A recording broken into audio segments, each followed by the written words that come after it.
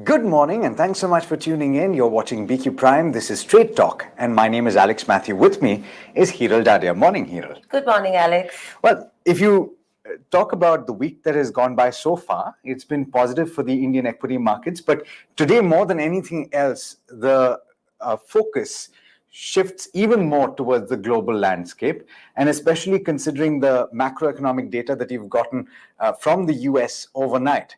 And that has to do with a very, very important print, and that is the CPI reading. The most recent reading points to an increase of 4% in the month gone by. And that is a very positive sight for a lot of people that are waiting for the outcome of the Fed meeting that starts today, the outcome of which will come out tomorrow.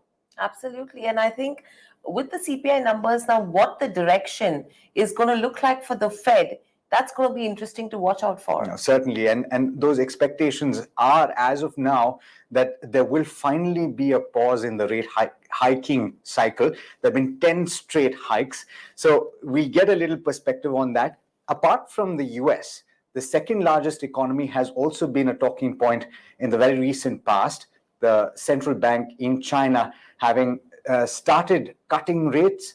It's laying the foundation for what people are expecting is going to be a cut in the policy rate there in order to stimulate the economy. There have been concerns about flagging growth there. But joining us to give you a little sense of how things are on the ground in the US and what the expectations are there is Santosh Rao of Manhattan Ventures. Thank you so much, Santosh, for taking the time. I should say good evening to you because it is quite late, and appreciate you taking the time to speak to us.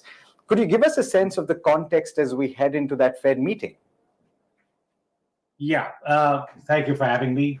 I know I don't want to burst your bubble, but the 4% rate is the headline CPI, and the Fed doesn't look at the headline CPI, and that there's a base effect there on the headline. The Fed looks at the core inflation data, which was 5.1%, and the core PCE that comes a little later, that's also running quite high in the 4% area. So I think their target is 2%. So that's still a long way to go. This data, don't get me wrong, this data was good. It was not hotter than expected, which was important. It gives enough reason to justify a pause only because the Fed wants to see the lag effects play out. They want to see the credit tightening going on in the market, that play out. So it gives them a little extra time to kind of see the lag effects of that. But I think when he comes out tomorrow at the press conference, he's going to make it very clear, and I hope he does, that this is a hawkish pause. We're not stopping. We will continue till we crack this nut called inflation, which is just not coming under control. Right. So overall, Santosh, if you could help us understand, if you have to look at the fight the Fed has against inflation, are they on track according to you to win the fight? Because the trajectory from here on will be important as well as to what the next prints will look like, number one. And two, what's the anticipation basis this? I mean, are we talking of a pause? And if a pause, will it then start inching towards a rate cut? Yes, I think that's what the market is expecting, a rate cut. But I think a rate cut, I don't think is possible unless the market really tanks and we have a very bad situation like the banking crisis that we had and all that. If it gets really bad, I think you can think about a rate cut. I don't think there is a rate cut coming. Definitely, there is another rate hike, if anything, maybe not in July, but at least one more time before the year end, depending on the data, of course, because he has said he's data dependent. The big problem is it's not working fully. I mean, he expected the inflation rate to really come down, the core PCE. But I think we have reached a point where the goods inflation has come down, people are cutting back, but the services inflation is very sticky, very tough to get it down, especially the housing, rental, and even ex-housing also, without housing, it's still very high. And I think that's where he wants to really make a dent. And the sad part is interest rates don't really have an impact on the services side as much as it does on the good side. Because just because interest rates are up, you're not going to cancel your dinner reservation and you're not going to cancel your dream vacation. I think that's what's happening out there. The airlines are booked, hotels are booked, restaurants are booked. I think that's where the issue is. Consumption is still good. So I think that's the thing. He wants to break that He wants to tell them that, hey, guys, inflation is still rearing its ugly head, can still come back. So I'm going to keep an eye on this and might raise it one more time Okay. if needed. So Maybe that, two also yeah, get back. that's interesting perspective. I was reading, however, that the airfares are tapering off. They may not be cooling very substantially, but I think the good news is that at least they're tapering off just a little bit. But if you can broaden the lens just a little bit, I was speaking about China just a short while back, and I think from the perspective of global commodities and the trends therein, that leg is going to be important to watch as well. And also what's happening in Europe. There was, in fact, very interestingly, an admission on the part of Vladimir Putin that things are not necessarily going the way that he was hoping that they would go in the war in Ukraine. What impact do you think that geopolitical events like what is happening in Ukraine will have on this entire picture that we've spoken about so far? Yeah, I think that's been a pleasant surprise so far. We thought the worst was going to happen. Oil prices are going to be off the charts and things are just going to fall off the cliff. It did not happen. And Putin, I think, is understating the fact that he has failed. Ukraine is holding on strong. So the worst case scenario has not played out. Europe is coming back. It's still hard. It's still there. I mean, they still need to work on it, but it's not been. In fact, it's doing better than US in terms of the stock market and everywhere else in multiples and all that. So Europe is pretty healthy. China is coming back online. They still have some issues, but they're coming back. They're trying to make they're going to force it back into the mainstream. They were slightly off the rails for a while. So I think that's good. So China coming back, Europe healthy. I think that's good. Asian markets also relatively healthy. So I think all that is good. But the US, I think, needs to be very careful because inflation expectations is the big enemy. That takes a long time to crack. And don't go by the stock market rallies, because in 2008 recession, just before that, in late 2007, we had peak stock market. We were like hitting highs. And then in 2008, it crashed. So stock market has been a bad predictor of what's to come. So don't go with that. The rally is good, mainly the narrow band of rally because of AI, but things are still weak there. So overall, there is a softness on the demand side. The consumer needs to slow down. He still has money in the pocket. And so the Fed needs to see that, hey, the inflation is under control. They don't think it is yet. Right. Santosh, a last question, as you mentioned about recession as well, is, I mean, the key reason why we've seen the US economy afloat as well and out of the grips of recession is the strength that the labor market is showing right now, right?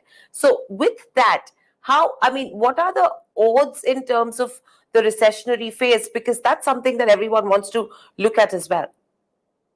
Yeah, I think it's creeping up. You saw the unemployment rate creeped up to 3.7%, the last reading. The jobless claims have gone up. So things are softening.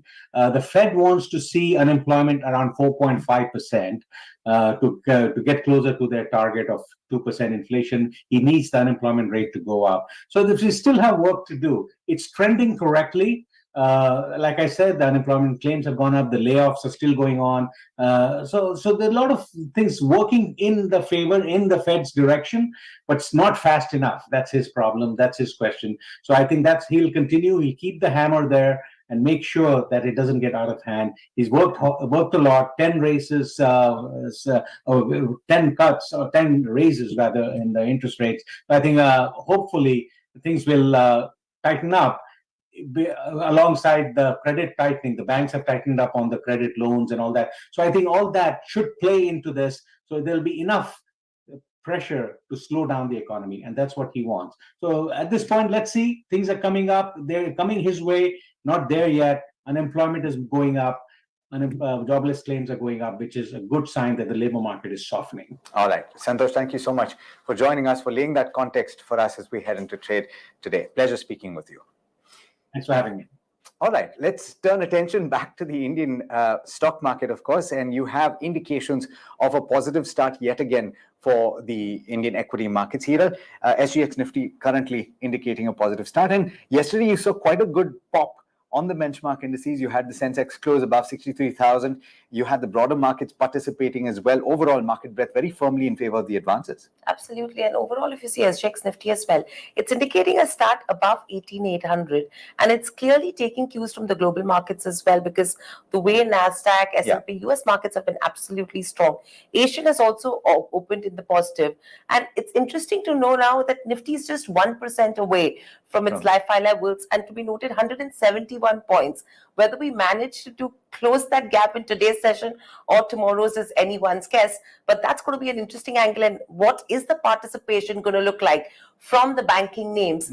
That's something we need to watch out for. And I think we will be referring to that in just a bit. For now, let's quickly take our viewers through the key levels that they need to watch out for on the basis of FNO. Absolutely. So overall, if you see in terms of yesterday's session as well, we opened gap up.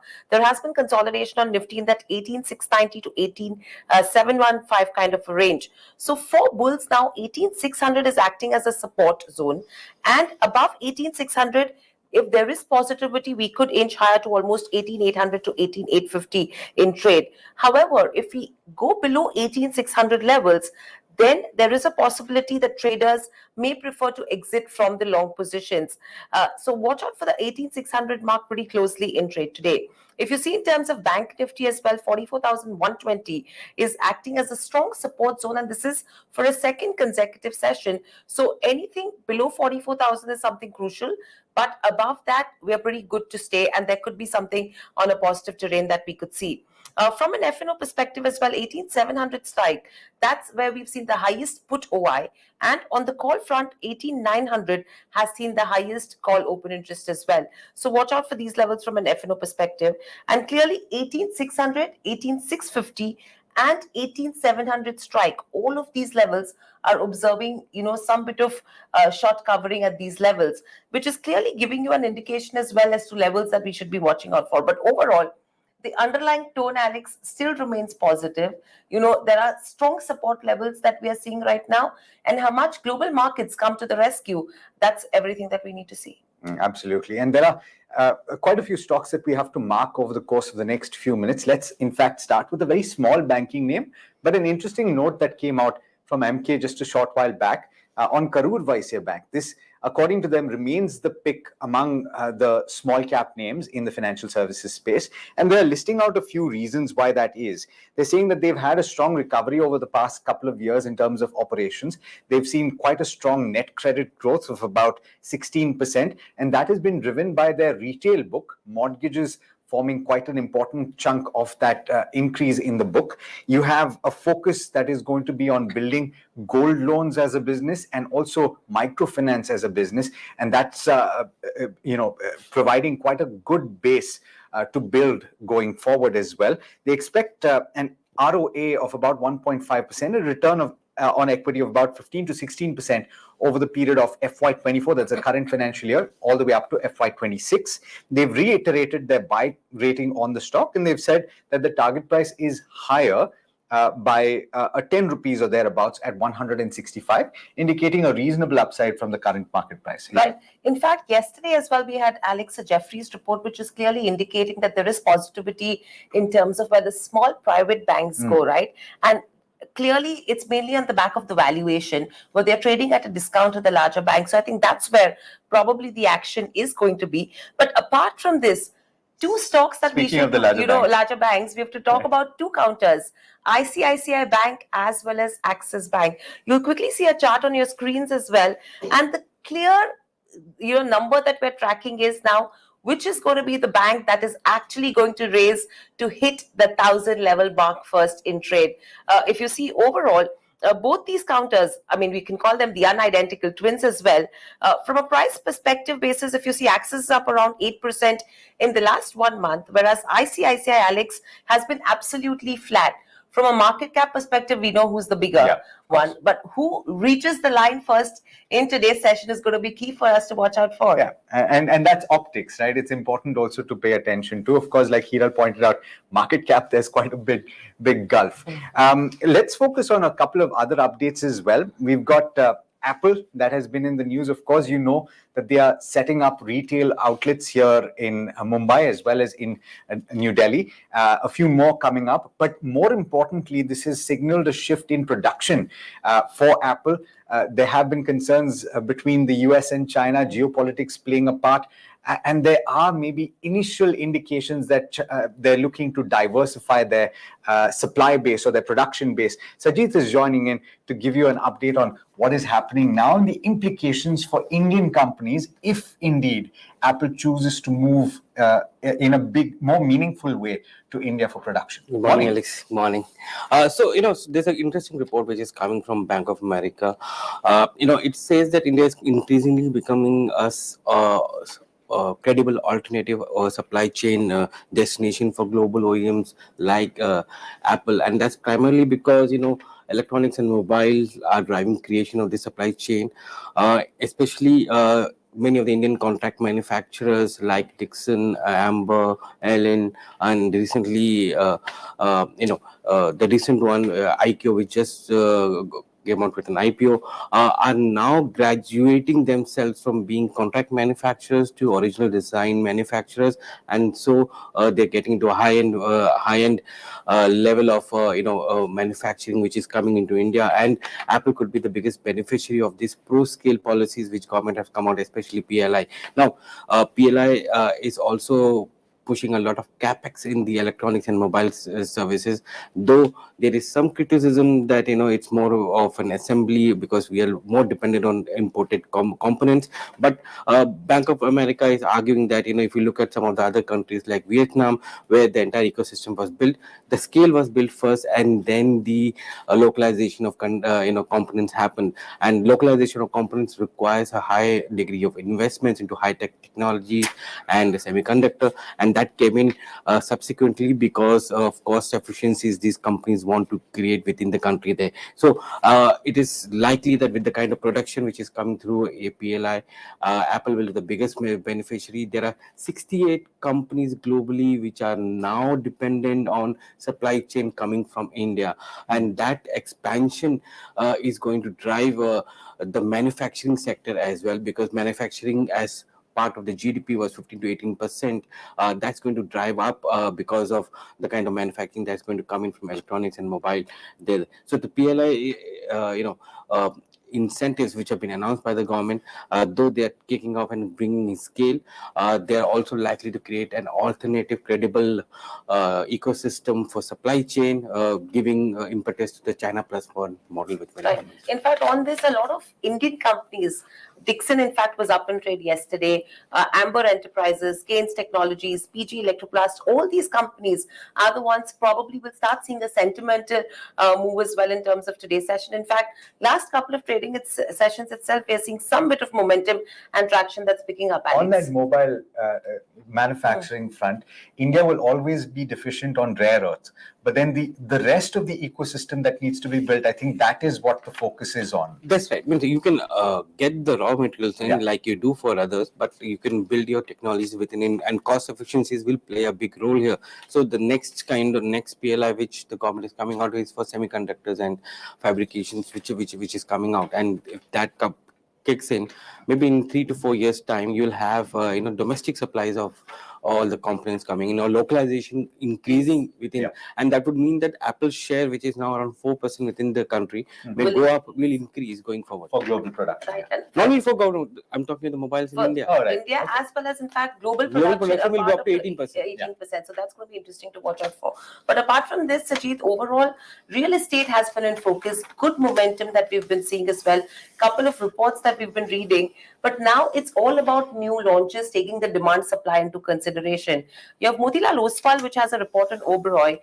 What is the key highlight from a launch perspective, and how are you seeing the demand supply according to you? So, Motilal has come out with a report on Oberoi Realty, and they've been saying that FY23 was a very moderate year for them with respect to new launches, but they expect that to be compensated in FY24, because in FY23 they saw a lot of delays with respect to launches. They're looking at nearly 12,000 crores worth of new launches coming in, and that's going to drive some of the bullishness into the stock and drive revenues for them.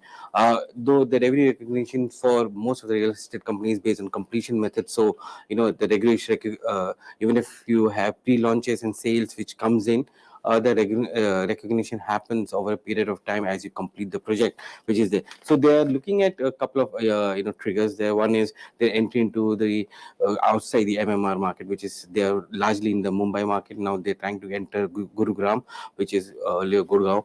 They're going to buy a 50-acre plot there, which is still to become, the transaction is still to be completed there. The new launches are going to something push aggressively, which Motilal is saying that it would be a trigger for them. There is a big project which is coming up in Thane Pokhran road project, which they are looking at launches there, and the scale up of rentals, which is going to come in. So these are the three triggers. The brokerage has maintained a buy with a price target of 1140. Companies trading around 984 or so. Right. So I think a good up move that could be expected to continue in terms of real estate players. But a lot of other players, stocks that will be in focus, it's going to be a stock-specific, stock-heavy day. Texmaco Rail, as well as other railway companies that we will be watching out for, because the railway has decided to cancel the second tranche of the wagon order given to Texmaco Rail. Now, we're trying to confirm in terms of how this will overall impact the company. The contract value was around a little over 6,300 odd crores.